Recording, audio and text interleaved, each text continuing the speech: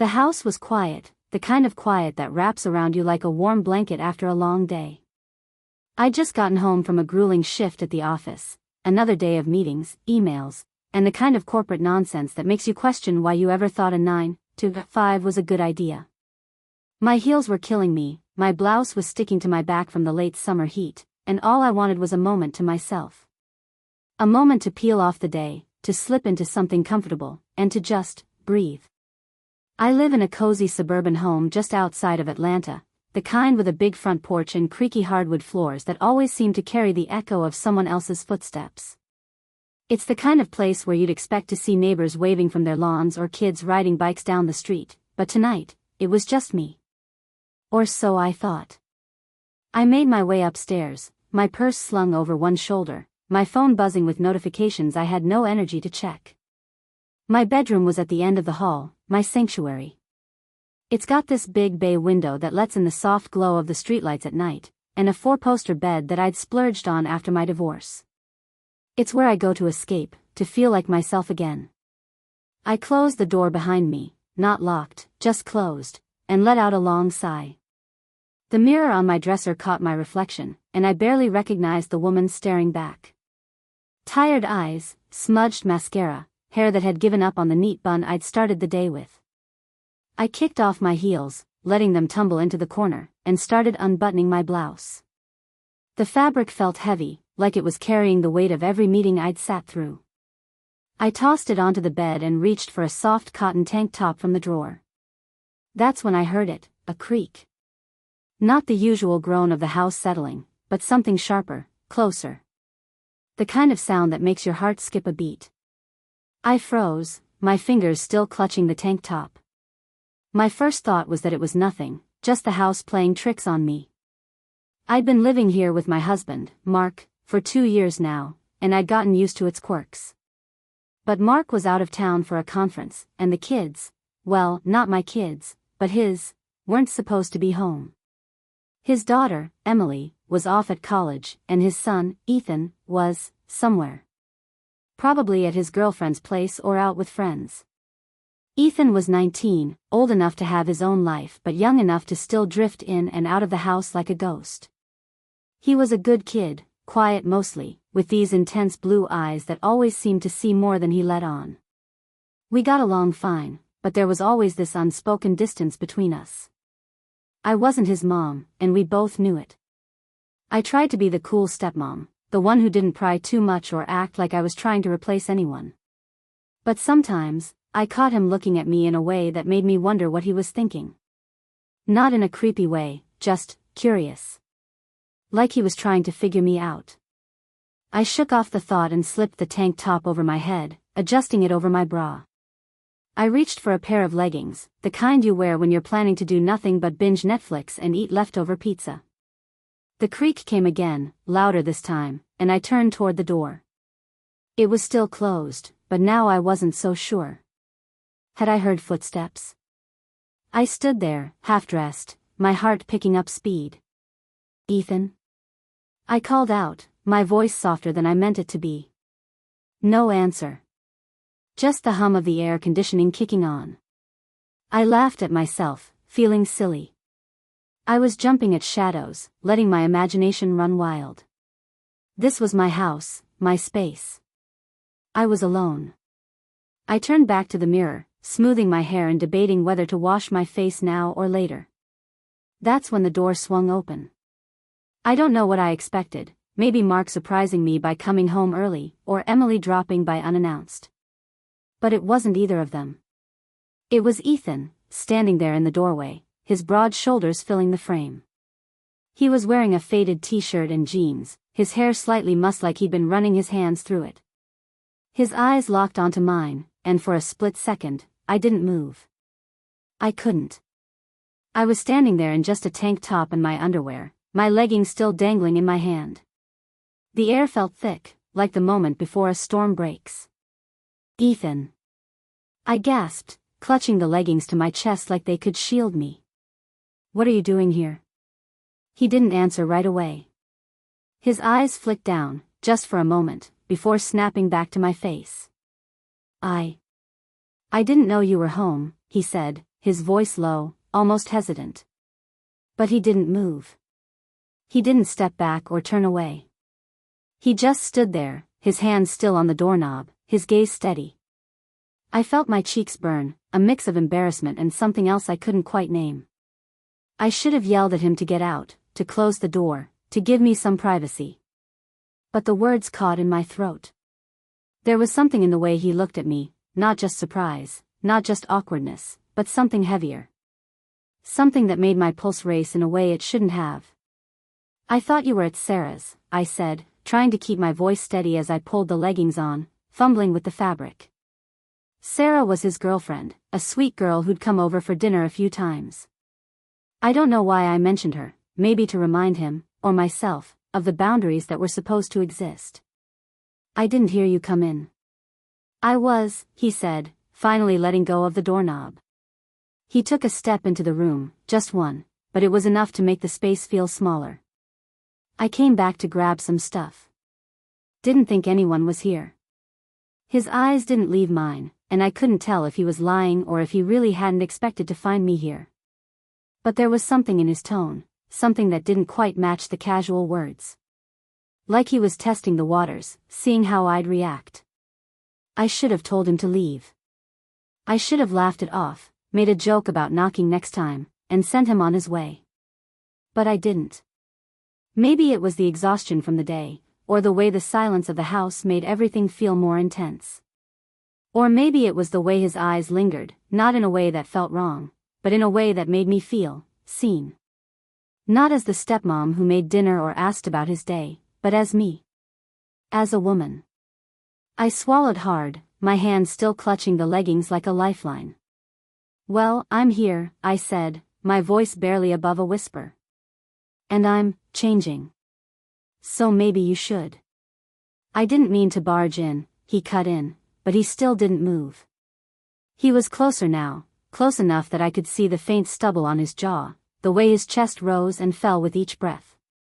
I saw the light on and thought maybe Dad was back early. It sounded like an excuse, but I didn't call him on it. I couldn't. My heart was pounding too loud, drowning out the rational part of my brain that was screaming at me to end this, to put the walls back up. The room felt smaller, the air heavier. I could have reached for my robe, covered myself properly, made it clear this was a mistake and nothing more. But I didn't. I stood there, my tank top barely covering me, my leggings only half on, and I let the moment stretch. His eyes flicked down again, just for a second, and I felt a rush of heat that had nothing to do with the summer air. "Ethan," I said, my voice softer now, almost a plea. I didn't know what I was asking for him to leave, or for something else entirely. And that scared me more than anything. The air in the room felt like it was holding its breath, just like I was. Ethan was still there, standing just inside the doorway, his hand no longer on the knob but hovering like he wasn't sure whether to stay or go. My heart was hammering so loud I was sure he could hear it, a relentless drumbeat that echoed the chaos in my head. I was half-dressed, caught in this awkward, vulnerable moment, and yet there was something electric in the silence between us. Something I didn't want to name but couldn't ignore. I should have been furious, or at least embarrassed enough to shoo him out, but instead, I was frozen, my leggings still clutched against my chest like some flimsy shield. His eyes, those sharp blue eyes, held mine, and for a moment, it felt like he could see right through me, not just the tank top and the messy hair, but deeper, into the parts of me I kept hidden even from myself. I should go," Ethan said, but his voice was soft, almost reluctant, and his feet didn't move. He was still there, filling the doorway, his presence making the room feel impossibly small. I could have agreed, could have nodded and sent him on his way, but the words stuck in my throat. Instead, I found myself saying, "You didn't know I was here."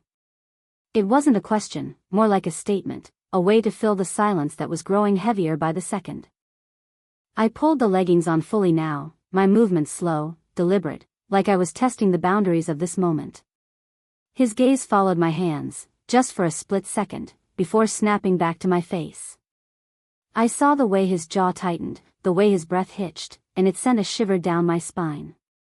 "I didn't," he said, taking another step forward.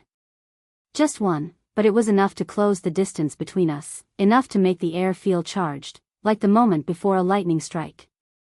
I thought the house was empty. I was just grabbing some stuff. His words sounded rehearsed, like he was trying to convince himself as much as me. I wanted to believe him, to chalk this up to an awkward accident, but there was something in his eyes, a flicker of something that wasn't just surprise or embarrassment. It was curiosity, maybe even something more, and it made my pulse race in a way that felt dangerous. I turned slightly, facing the mirror again, as if checking my reflection could ground me, could pull me back to reality. But all it did was give me a clear view of him behind me, his reflection sharp and unyielding. He was closer now, close enough that I could smell the faint trace of his cologne, something woodsy and warm that didn't belong in this moment but somehow made it more real. "You should knock next time," I said, trying to inject some humor into my voice, but it came out shaky, almost like a challenge. I smoothed the tank top down, my hands lingering on the fabric, and I caught his eyes in the mirror. He didn't look away. "I will," he said, but there was a pause before he spoke, a pause that felt loaded with things unsaid. I didn't expect to see you like this." His voice was low, almost a whisper, and there was something in it that made my stomach twist. Not fear, not exactly, but something closer to anticipation. I should have laughed it off, made a joke about how stepmoms don't always look like they just stepped out of a boardroom. But instead, I turned to face him, my hands dropping to my sides, the leggings forgotten on the floor. "Like what?" I asked, and I hated how my voice sounded, soft, curious, like I was inviting something I shouldn't. His eyes flicked down again, just for a moment, and I felt that rush of heat again, stronger this time. It was wrong, so wrong, but there was a part of me, a reckless, hidden part, that wanted to see how far this could go. I took a step toward him, not close enough to touch, but close enough to feel the shift in the air. His breath caught, and for a moment, we just stood there, locked in this strange, unspoken dance. "I don't know," he said finally, his voice rougher now, like he was struggling to keep it steady. You look different." "Not like," he trailed off, and I knew what he meant.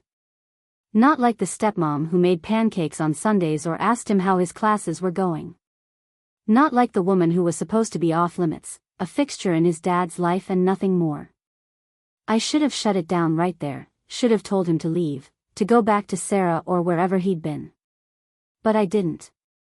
I took another step, my bare feet silent on the hardwood, and now we were close enough that I could see the faint flush on his cheeks, the way his hands flexed at his sides like he was trying to keep them still.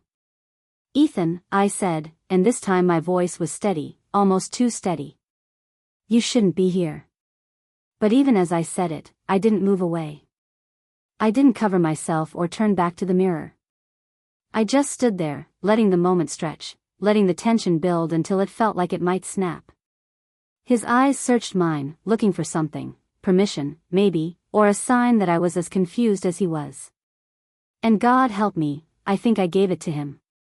Not with words, not with anything clear, but with the way I didn't step back, the way I let my gaze linger on his lips for just a second too long. "I know," he said, but he didn't leave. Instead, he reached out, his hand brushing against my arm, so light I could have pretended it didn't happen. But it did, and it sent a jolt through me, sharp and undeniable. I should have pulled away, should have said something to break the spell, but my body didn't listen. My arm stayed where it was, and I felt the warmth of his fingers, the slight roughness of his skin against mine. It was just a touch, nothing more, but it felt like crossing a line we could never uncross. "I'm sorry," he said, but he didn't sound sorry. His hand lingered, his thumb brushing against my elbow, and I felt my breath catch in my throat. I wanted to tell him to stop, to go, but the words wouldn't come. Instead, I found myself leaning into his touch, just enough to feel the heat of his hand, to let the moment stretch even further. The room was silent except for the faint hum of the air conditioning and the sound of our breathing, too loud in the stillness. I could feel the weight of what was happening, the way it was pulling us both towards something we couldn't take back. "Ethan," I said again, my voice barely a whisper now, and this time it wasn't a warning. It was something else, something I didn't want to admit to myself. His hand slid up my arm, slow and deliberate, and I felt my skin prickle under his touch. I should have stopped him. I should have remembered who I was, who he was, the life we were both part of. But in that moment, none of it mattered. All that mattered was the way his eyes held mine, the way his touch felt like a question I was too afraid, or too willing, to answer. The air in the room felt different now, like it had been charged with something we couldn't undo. Ethan's hand was still on my arm, his fingers warm against my skin, and I could feel the weight of his gaze, heavy and unyielding. My heart was racing, a wild, reckless thing that didn't care about the rules or the consequences. I knew I should pull away, should put distance between us, should laugh this off as a moment of insanity brought on by a long day and too much silence. But I didn't. I stood there, caught in the pull of his touch, in the way his eyes seemed to see me in a way no one had in years. Not Mark, not my colleagues, not even myself when I looked in the mirror. It was intoxicating, terrifying, and wrong all at once. I took a shaky breath, trying to find the words to break the spell, but they wouldn't come. Instead, I felt myself lean into him, just a fraction, enough to close the gap between us. His hand tightened on my arm, not hard, but enough to make me feel anchored, like he was the only thing keeping me from floating away. "We can't," I whispered, but it sounded weak, like I was trying to convince myself more than him. His eyes flicked to my lips, and for a moment, I thought he might kiss me. I think I wanted him to, and that realization hit me like a punch to the gut. This was Ethan, my stepson, Mark's son, the kid I'd watched grow up over the last 2 years. But right now, he didn't feel like that kid. He felt like someone else, someone dangerous and unfamiliar, and I was someone else too. "I know," he said, his voice low and rough, like he was fighting the same battle I was. But his hand didn't move, and neither did I. We were stuck in this moment, teetering on the edge of something we both knew we shouldn't cross. I could feel the heat of his body, the way his chest rose and fell with each breath, and it made my head spin. I wanted to blame the exhaustion, the loneliness of an empty house, the way Mark had been distant lately, always caught up in work or travel. But those were just excuses, and I knew it. This was about me, about the part of me that had been buried for years, the part that craved something more than the safe, predictable life I'd built. I don't know how long we stood there, seconds or minutes, but it felt like forever. Then he spoke, his voice barely above a whisper. "I shouldn't have come in here," he said, but his hand slid up to my shoulder, his fingers brushing against the strap of my tank top. It was such a small movement, but it felt like a spark, igniting something I couldn't control. I should have stepped back, should have told him to leave, but instead, I found myself tilting my head, just enough to meet his gaze fully. "Then why did you?" I asked, and there was a challenge in my voice, a dare I didn't mean to make. He didn't answer right away. Instead, he took another step, so close now that I could feel the warmth radiating from him. His hand moved to my neck, his thumb brushing against the pulse point there, and I felt my breath hitch. "I don't know," he said finally, but his eyes told a different story. They were dark, intense, filled with something that made my stomach twist and my skin burn. I wanted to push him away, to tell him this was wrong, that we were crossing a line that would change everything. But I didn't. Instead, I reached up, my hand hovering near his chest, not quite touching but close enough to feel the heat of him. It was like we were both waiting for the other to make the first move, to decide what this moment would become. And then we heard it, the unmistakable sound of a car pulling into the driveway. The crunch of gravel, the hum of an engine shutting off. My heart lurched, and I pulled back, the spell broken. Ethan's hand dropped, and he took a step back, his eyes wide with something that looked like panic. "Is that Dad?" he asked, his voice sharp now, all traces of that heavy, charged moment gone. I rushed to the window, pulling the curtain aside just enough to see Mark's SUV parked outside. My stomach dropped. He wasn't supposed to be back until tomorrow.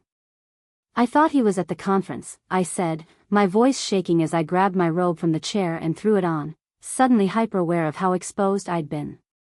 Ethan was already moving toward the door, but he paused, looking back at me. "We didn't." I mean, nothing happened, he said, but it sounded like he was trying to convince himself as much as me. I nodded, too quickly, my hands fumbling with the tie of my robe. Right. Nothing happened, I echoed, but the words felt hollow. Something had happened, even if it wasn't physical. Something had shifted, and I didn't know how to undo it. I heard the front door open downstairs, Mark's voice calling out, "Hey, anyone home?" My heart was still racing, and I could see the same panic in Ethan's eyes. "Go," I whispered, and he nodded, slipping out of the room without another word. I stood there, my hands shaking as I smoothed my hair, trying to pull myself together. I could hear Mark's footsteps on the stairs, and I forced a smile, hoping it didn't look as fake as it felt. But as I moved to meet him, I couldn't shake the feeling that something had changed, something I couldn't take back. And worse, I wasn't sure I wanted to. Mark appeared in the doorway, his tie loosened, his face tired but happy to be home. "Hey, you," he said, pulling me into a hug. I hugged him back, burying my face in his shoulder, but my mind was elsewhere. I could still feel the ghost of Ethan's touch on my arm, the weight of his gaze, the way my body had responded in a way it shouldn't have. "Missed you," Mark said, kissing my forehead, and I nodded, murmuring something vague in response. But as we talked, as I laughed at his stories about the conference and made small talk about dinner, I couldn't stop thinking about Ethan. About the way he'd looked at me, the way I'd let him. And about the message I found later that night, slipped under my bedroom door, a folded piece of paper with just 3 words, "We need to talk." The note was still there when I woke up the next morning, tucked under the edge of my dresser where I'd hidden it after Mark had gone to sleep. 3 words, scrawled in Ethan's messy handwriting, "We need to talk." I stared at it, my coffee growing cold in my hand, the kitchen quiet except for the hum of the fridge. Mark was already gone, off to an early meeting, leaving me alone with the weight of what had happened, or almost happened, in my bedroom the night before.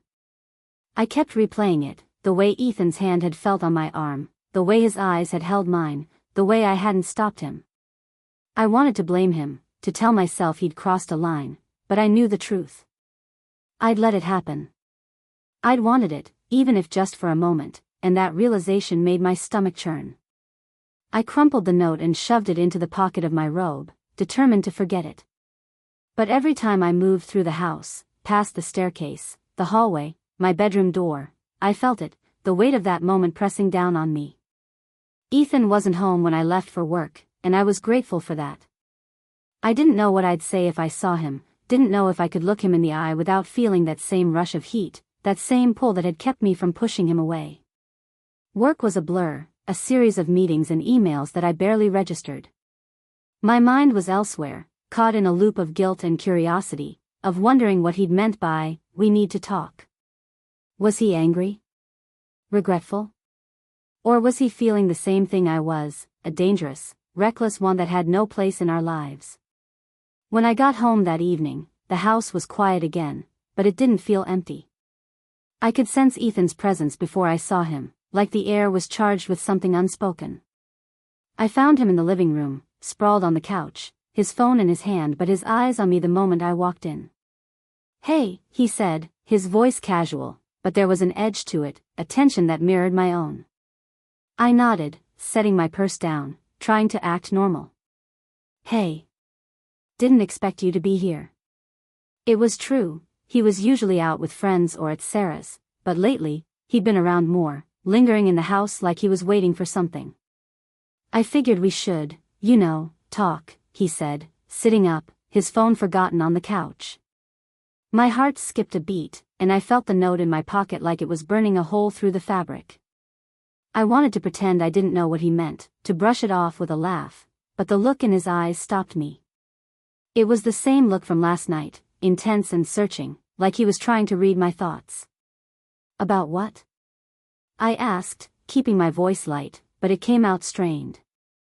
I moved to the kitchen, busying myself with making tea, anything to avoid meeting his gaze.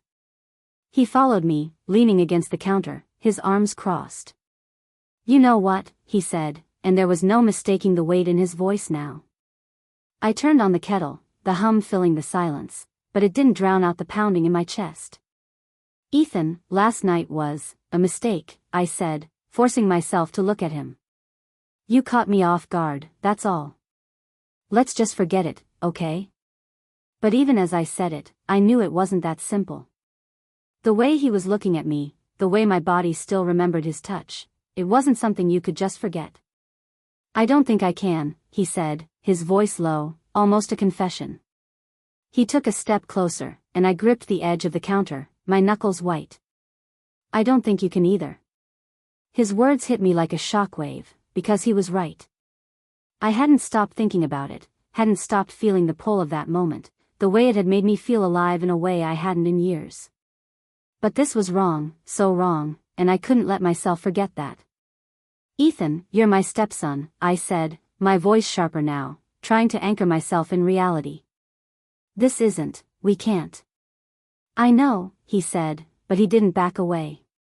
Instead, he reached out, his hand brushing against mine on the counter, and I felt that same jolt from last night, sharp and electric. But I saw the way you looked at me. You didn't push me away. You didn't want me to leave. His voice was steady now, almost challenging, and I hated how true his words were. I hadn't pushed him away. I'd let him stay, let him touch me, let myself feel something I had no right to feel. I pulled my hand back, stepping away, trying to put distance between us.